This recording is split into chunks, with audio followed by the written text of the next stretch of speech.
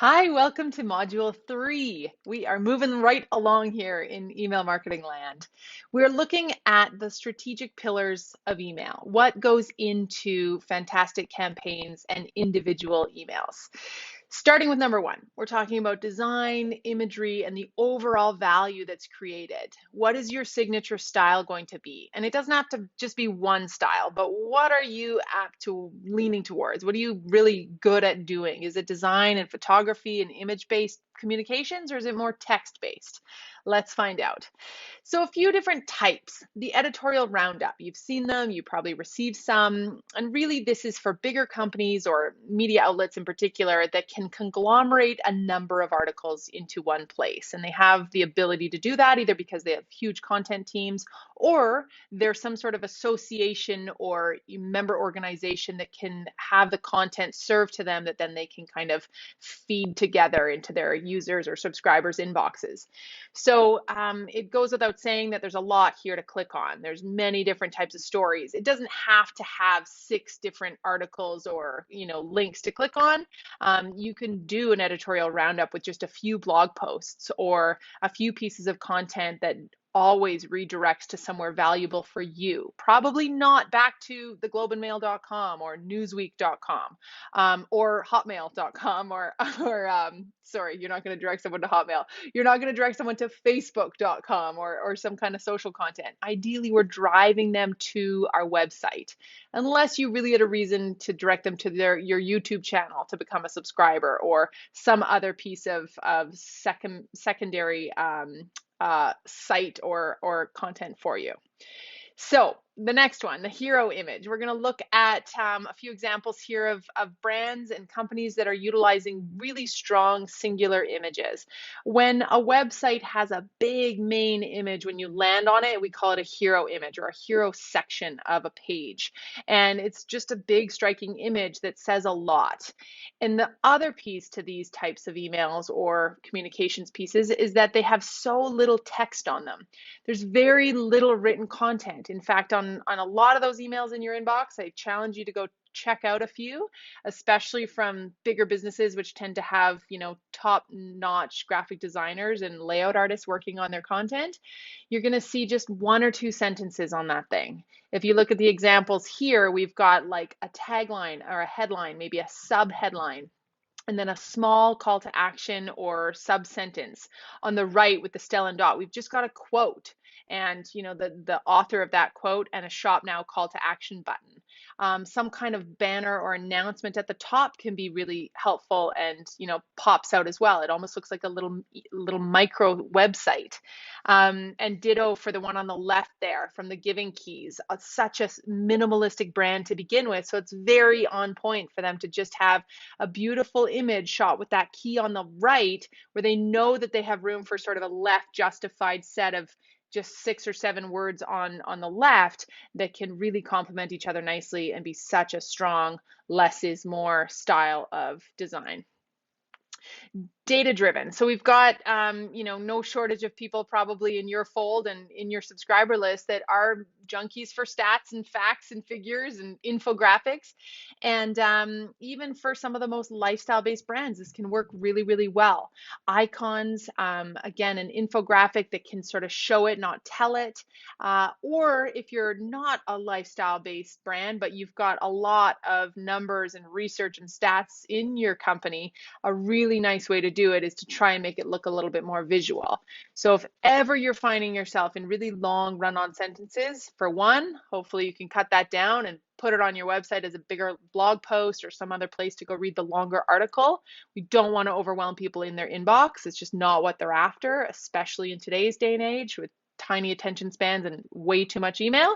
So we want to tighten it up. We want to use icons and imagery, stats and figures that pop and that really make us want to dive in and see what that is saying or what it's about, and something that's inciting us to go learn and read more. The letter. So this is where we get a little bit more emotional. These are generally tactics used by individual brands or kind of like brand personalities, or oftentimes if a company can pull it off where their CEO or a notable figure is the face of the e-newsletter. Amazing. We really feel like we get to know you now and get to know the brand as a result and the values of its people and its products and services.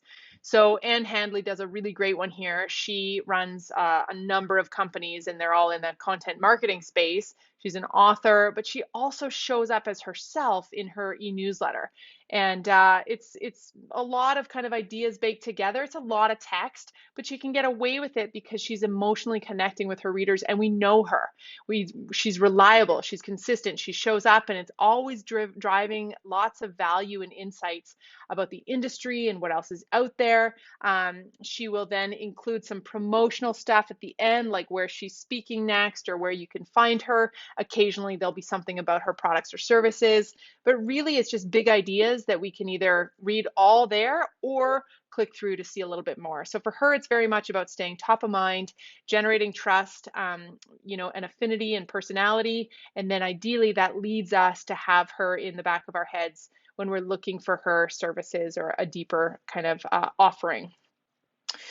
All right, pillar number 2. So this is where we're talking about all the ways in which email has really become turbocharged in the last decade, but 3 to 5 years in particular. And what that is powered by mostly is targeting and segmentation, and just how effective those two things can combine together to be when we're talking about strategy and then, the conversion that can come about from our email marketing. So if we look back on the trajectory and history of email marketing, it basically all we were trying to do at the outset of this thing was send emails to the right people. Do you have them on your list? Are they the right? Is it the right list? Perfect. It wasn't even about permission or privacy, and we didn't have CASL or GDPR to worry about. Just send the email to the right person or the right people. And then we started thinking about the right people at the right time. And if you think way back to 2016, which feels like 35 years ago now, I recall so many articles written about how Tuesday was the best day, Tuesday morning. Send your emails on Tuesday morning between 6 and 8 a.m. And sure enough, clockwork, my email would just fill on Tuesday morning. In fact, I would get emails from competitors, especially news outlets and kind of roundup emails like we saw at the exact same time from, just filling that inbox and kind of all drinking the same Kool-Aid, which makes no sense. There's no way that we're all sitting there waiting for promotional content to arrive on Tuesday morning. The theory, of course, is that on Monday, we're catching up from the weekend, we're setting ourselves up, and then on Tuesday, we're still in it, we're still present in the week. It's not Friday afternoon, and we're more, welcome to receive that kind of messaging. But really, this 100%, much like open rates that you should be targeting or shooting for, depends on your audience. Maybe they're really, really engaged on a Sunday morning when they're sitting at their kids' hockey practice with nothing to do but stare at their phone. And something's going to catch their eye because there's not 500 emails arriving at the same time on Tuesday morning where they all get deleted or unsubscribed en masse. A company called Frank and Oak does this really well. It's a Montreal clothing brand, and they offer subscription boxes and very, very forward-thinking kind of campaigns and values. So I really like them, and their email on Sundays is called the Sunday Paper. And it's a beautiful piece, and it points back to their website, and their blog is of the same name. And it just is this sort of neat branded blog and e-newsletter, and the timing of it feels like the Sunday Paper. It feels special, it feels different.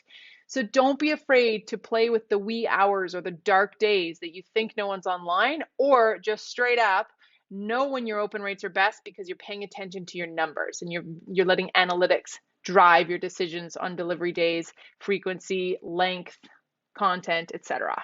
So the right people at the right time. Now, when we get a little better at this, we're starting to also include for the right reason. So this is great. We know that they opted in, and so thus they're getting this lead generation fulfillment kind of campaign, or that they bought something from us and we're delivering that product via email or their receipt or whatever it is. So the right reason became further segmentation, where we can tag our contact records, get them into the right sequence, and send them the right email accordingly, as opposed to just everybody gets the same emails, which obviously serves no one. Finally, now we're getting really smart, and we're not just sending it to the right people at the right time for the right reason, but we're sending the right email within those categories. We're sub-segmenting our people into gender, demographics, psychographics, behaviors, all the things that make it so that it's a really relevant email to them at the next level. And it does sound pretty aspirational or high goals here, but we can do it. How? Well, we start with personas and we segment our lists according to what we think they should be. I'll show you some examples so that we can then serve it to exactly the right audience and work backwards and reverse engineer what that email should look like based on who it's going to and what they need and what we need. So their goals, our goals, work backwards, then craft the email, the subject line, the timing. We are so classic at writing these epic emails, press releases, blog posts, and then going, who is this for again? Oh, I guess it's just for me. It felt really good to write that. It's beautiful, isn't it? Well, who's the audience? Who cares? And are they going to open it? If it doesn't get open and it falls on deaf ears, nice job on wasting your time. So we've got to really kind of reverse this and decide how we want to be segmenting. So the simplest way to do it is geographical, of course. When we look at some of those really kind of baseline features, country, city, language, we can all come up with those types of segments. Let's go a little deeper into demos like age, gender, income, education. Maybe if we know that life stage, are they married? Are they pregnant? Are they retirees? Occupation, very powerful, of course. But if everybody in our target audience is veterinarians because we sell, I don't know, vet stuff, vet supplies, then that gets a little trickier. However, if we're selling something broader and we know we can pull various categories or occupational segments into smart marketing, amazing. That can be an incredibly powerful segment. Psychographic. Well, now we're starting to think a little bit more of their psychology-driven decisions and preferences. Things like lifestyle-based behaviors and psychographics. Their interests, their opinions, their values. You've seen this on social, and we can do the same in e-news or email. Now, behavioral. This is where we start to utilize those triggers. So those are kind of features of our email provider. Things like past purchases would put them on a certain list or have a certain tag attached to them. Thereby, they would be, launched into this sequence of emails. Maybe the buyer stage that they're at. So have they purchased something in the past? Have they not? Have they expressed interest in hearing from you? Are they opening things along the way?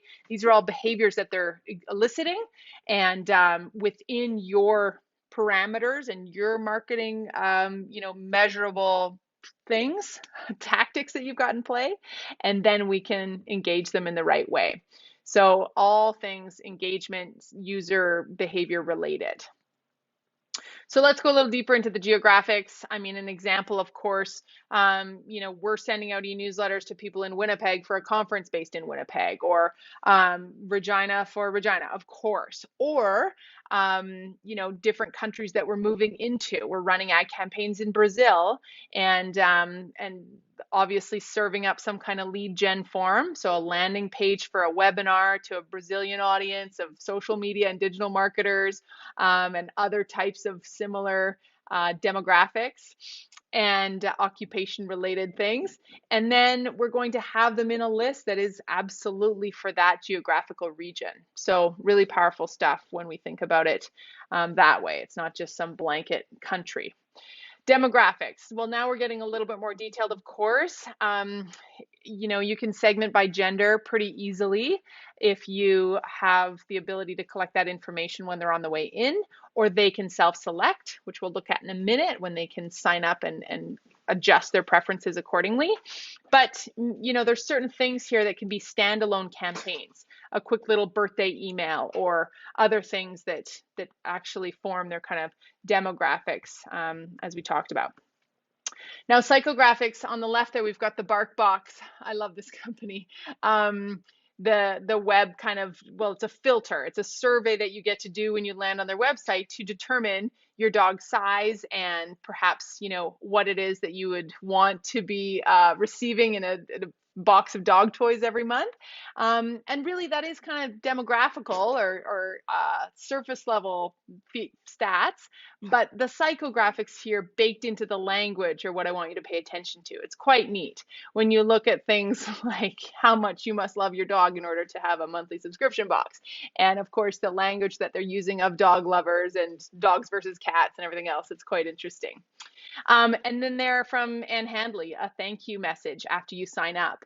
That certainly plays into some of the things we're talking about, and gets deeper into what I might want as a subscriber from her going forward, which then she can filter the content accordingly that she's sending me. What about a behavioral based email that a company might send out to you based on something that you've done, like used their app, for example, like Lyft, or is like an Uber, and suddenly after having a 5-star rating, I receive an e-newsletter that says, congratulations, you get 10% off your weekday rides because you're a 5-star, user. And they know that that's going to, for one, increase my affinity towards their brand, feel good about myself, deliver me a little bit of delight and pat my ego.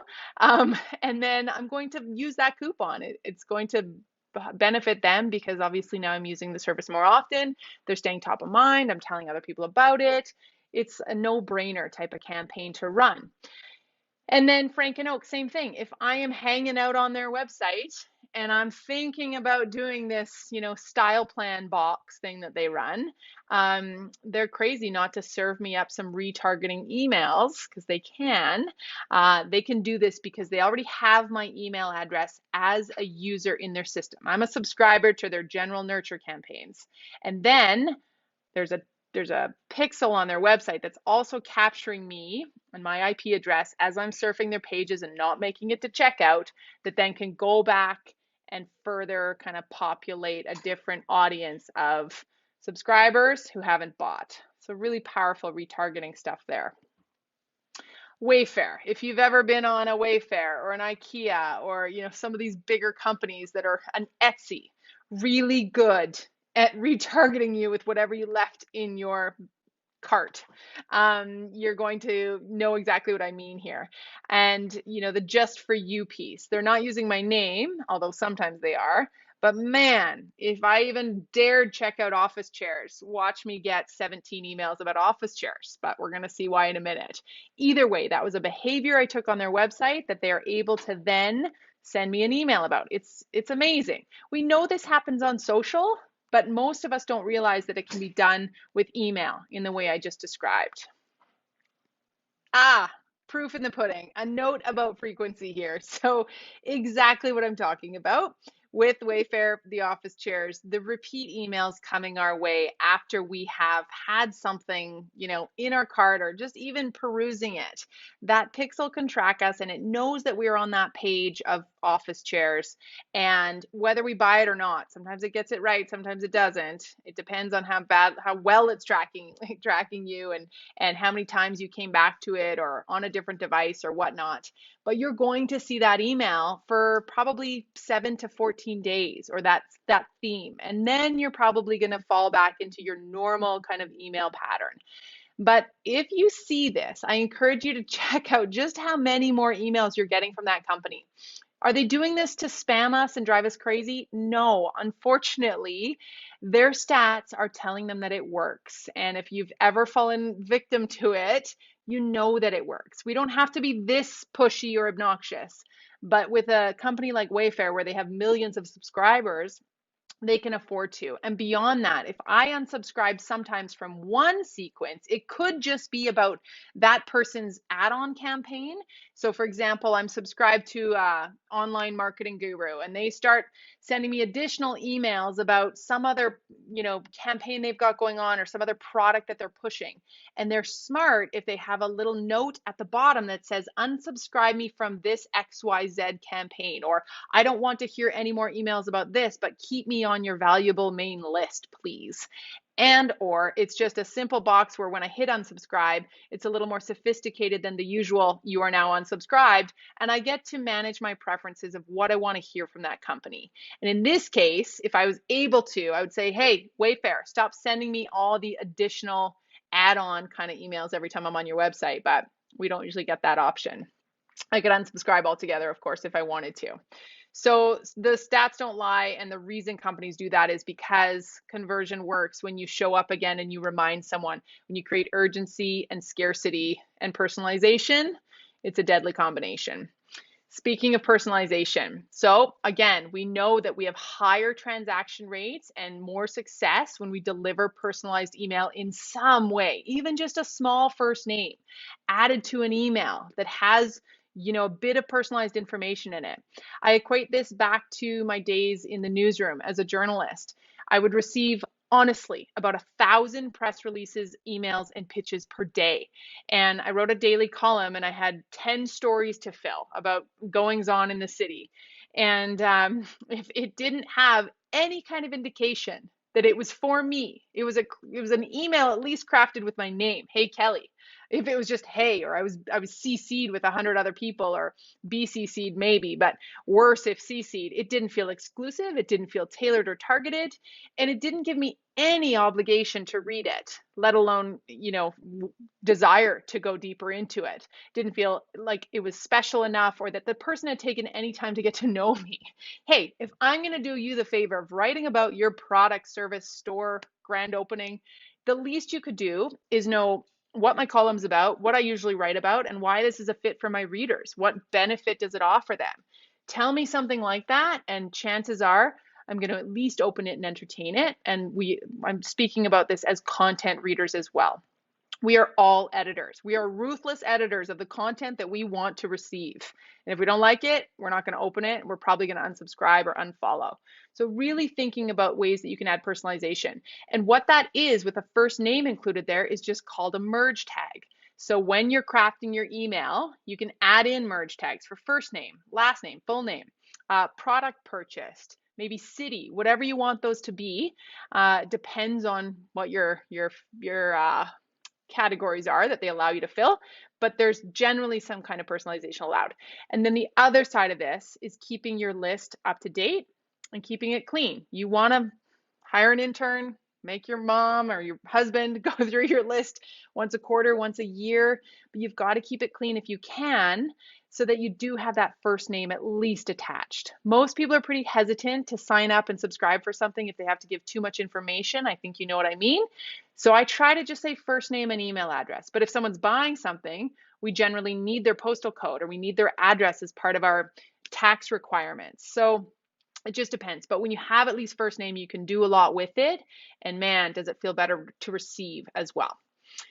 We've seen already or talked about the behavior-based recommendations. I'd be surprised if I received an email from Netflix or Audible that didn't tell me something that I may also like. If it was way off, I'd know that my husband was messing with my algorithm again, and he was like listening to AC/DC on Spotify, and that my kids logged into Disney again on my Netflix account, and thus I've got nothing but like Little Mermaid recommendations. So we can do this as well in the ways we just described. It doesn't have to be with extensive, sophisticated pixels and immediate emails that go out, because we don't have a whole team of email marketers on our side like some of these companies do. But we can at least have a few segmentation parameters in play that allow us to be a bit more aware of what we're sending out. There is no faster way to have people unsubscribe than if you start sending them stuff that is not for their gender, not for their interests, not for their behaviors, their stage of life. It just happens really, really quickly. And especially if you're selling products or services that are more tailored for a certain demographic. And finally, that piece about self-selection. So if we can have more control, 2021 is the year and the decade and the era going forward where consumers are in control. We call it the consumer rebellion. It is every kind of example of where we want to know who's behind the brand and feel like we're able to, see and understand their values and what they operate on, and then decide if we want to stick around and get deeper involved. So this is what leads to higher subscriber retainment and, of course, the engagement, the open rates, and the conversions that we're looking for when we're in control of our information or our preferences, and also when it's being served to us in the way that we ask. All right, triggered emails and those customized automated journeys that we've been kind of alluding to. So we already spoke about some abandoned cart stuff and how this is a very obvious email sequence that can happen, like the one I just showed you in the inbox from Wayfair. But Frank and Oak does this as well. Again, just one simple email. And a lot of times this is a this is like a feature in your Shopify website, or even, in my Kajabi products. If someone leaves a product in their cart, we can easily just send them one email 24 hours later with a reminder. And so there's ways we can make it kind of more design or just a simple reminder. And if it makes sense for you to include, I encourage you to look into that. And it doesn't always have to be in your email marketing provider. It can be right in a lot of website platforms these days, especially if they're e-commerce enabled. The spending habits. I love this kind of picture here. So let's say, we've got a little mini sequence here, but we can actually visually see what the end result is. So a customer becomes a VIP at Sephora.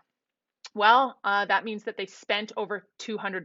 So there's our rules, or our decision diamond, as I mentioned earlier. And thus what happens? Yes, if they did send that or spend that, then they're a VIP. They get that email. That's all it took. If they're not, they go a different direction, and they're now getting an email about their new skincare range.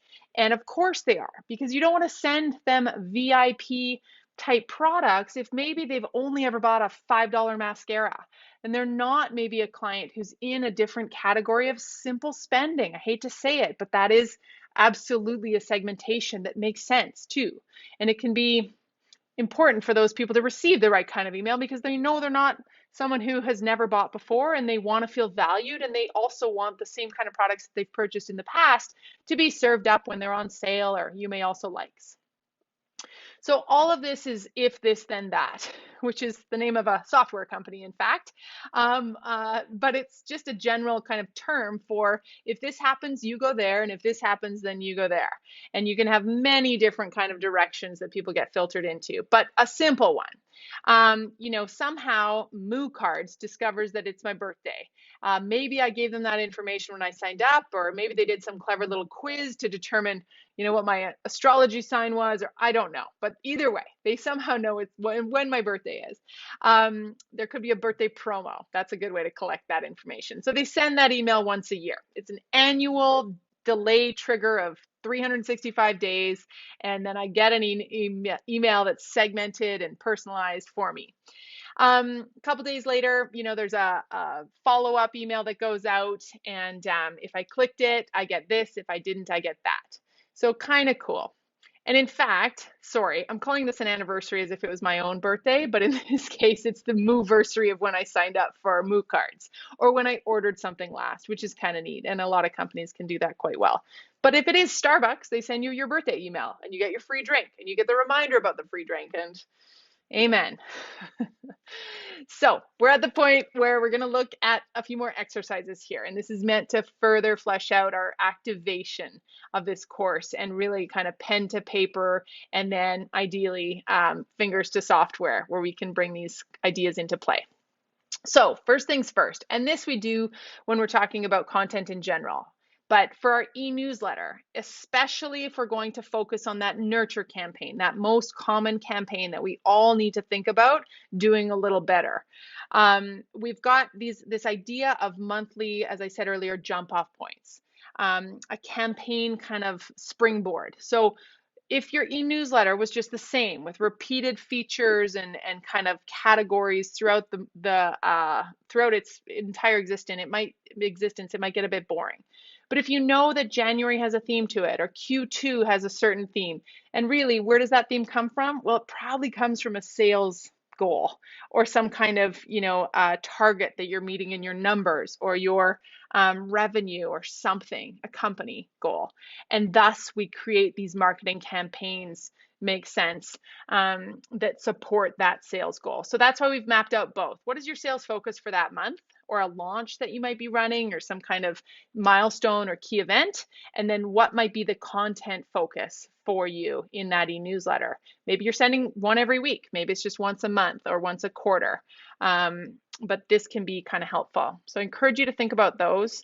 Take note if you see other people doing that in their marketing efforts, not just email, but generally in their social media and blog content, etc. Next, let's get a little bit more granular. So for that nurture campaign, what are you going to do? What is your commitment here? How many are you going to send out in the 12 months ahead? We really like to think of it in 12 months or minimum 6, because then we can start to create some momentum and consistency and really weave these e-newsletters together, or this marketing messaging. It's a campaign. It makes sense that you would weave it together. And we're not great, I find, at digital campaigns as smaller businesses in particular, as we are if it was a physical campaign. We all immediately understand what a campaign looks like if it's across billboard, TV, radio, and print. Oh yeah, it all matches and supports each other, launches at the same time, had to be worked out weeks in advance, and there it is, the IKEA campaign. It's rolling out. But when we see it online, or when we activate our own online, we don't really think about those same kind of parameters of consistency and multi-channel and working into the, like knowing what the goal is. It's Christmas, or it's back to school, or International Women's Day. We're running a campaign that we've strategized 8 or 4 weeks in advance, and it really kind of effectively rolls out seamlessly in multiple places. So thinking about 12 months worth of emails, and how long is that going to take you to write each one, to strategize? How far in advance can you batch write some of them? Or do you need to hire a graphic designer, photographer? Are you just writing it from the heart? Is it text-based? So thinking of some of the recurring features that you might include in that, which we'll get to next. Actually, it's in your workbook. Let me just flip there for a second. So just before you go into your that bottom part there, some of the recurring features, you've got a whole page there of content category ideas that can be really great recurring features, especially if you're just trying to create an e-newsletter that's like 3 or 4, graphic headline, or photo headline, and call to action. That's where having top 5s or how-tos or quotes, testimonials, did you knows, little stats, they're so biteable and easily digestible and compelling to click on. So thinking of those, working them into the next page there, exercise number 6. And then of course at the bottom, what are your goals? What is it that you're trying to achieve with your email marketing, especially these kind of nurture campaigns? Obviously, moving people along the journey, but to what? To what end and to what product or service? And, how would you know if you're achieving those? Is it just a subscriber count increase? Or is there something deeper and more meaningful that you can aim towards, like a revenue goal or a customer, acquisition type metric? All right, and then if you were to take January's email or next week's or whatever it is, and this page can be repeated every week or every time you write one, you just print out more copies of it. But what is the subject line? Draft date versus publish date and time. So what day of the week at what time? And don't forget to experiment with that. I really encourage you to. We've had phases where we've had 2 a week, and one is more of a letter. It's more personal and I write it myself, and other times it's a roundup email.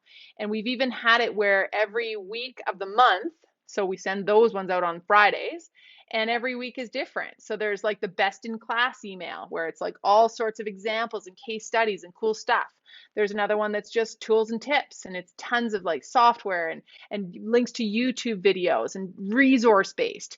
Another one that is fully, research and stats and like information or new features coming down the pipe where we're doing reviews and demos. So those are kind of our recurring overarching themes week after week, every month. People don't necessarily catch on to it, but we sure know it's week 1 and thus the best in class email. But you don't have to be that extensive, of course. So thinking about what your message is within each one, if there's more than one message or more than one kind of call to action, this is where we're going to start to plot it out. Then, are you ready? Well, I'm going to go back to our full workbook here. So I have the demo version of this wireframe. What is a wireframe? Well, it's the kind of the written or drawn depiction of what a website, a landing page, or an e-newsletter looks like, the various elements or blocks: image block, text block, button block, space, line, logo, whatever it is. And so totally spitballing here of what a sample wireframe of a graphic-based email looks like. And when I say graphics, I mean imagery, like some of those hero image ones we saw. If you're just writing a letter, you don't need this, and you don't need that next page where it's got those blocks. You can just draw a blank piece of paper and kind of draw it out, or just start writing. Just straight up go into Evernote or Google Docs and start writing your content. But if you do feel inspired to create something graphical, and then you hop into MailChimp or Flowdesk or Constant Contact, Kajabi, and you can pull these types of elements in and then just drop in a photo, drop in your headline. Well, now it looks really freaking pretty. And that can really be compelling for someone like me who's very visual. I'm like, yes, show me some eye candy. I can't wait to see your layout this week. And it's not just text. I don't need more text. I'm already overwhelmed. So totally up to you. And I have this argument with a lot of my friends, especially the male ones, who seem to really like pointed, punchy, pushy text-based emails. And I'm like, ugh, no, not my style. Show me a beautiful image with a headline and a subheader and a call to action, and I'm shopping. Take away my credit card. So really, you got to know your people, and I encourage you to try a few different formats like we looked at earlier, but this type of wireframing can be really powerful if you're a sketcher, or you can wrap your head around what it might say. And then of course, if you can write out some of those headlines, and describe the summary and purpose of each section of your e-newsletter, great. And it may only be one section. That is so okay. I want you to pay attention to what's landing in your inbox. And I want you to subscribe to big companies like Nike, Starbucks, Apple, J.Crew, whatever it is, Hudson's Bay. See what they're doing, because chances are those multinationals are employing the best graphic designers, the best layout artists, the best e-newsletter marketing scientists out there that know what works and why. And you're going to notice a lot of differences there between layout, language, design, frequency, but you're going to start to make some assumptions and decisions about what's going to work for your people. And you'll see that as you execute, but nothing is going to work without consistency, which brings us to our final module, and we're going to end that module in this class with a discussion about your schedule and how you're going to pull this process off, what it's going to take, and how we can really make it a bit automated and, as we said, batch created, so that it's not so painfully always on your shoulders and it actually becomes quite enjoyable. So I will see you over in module 4.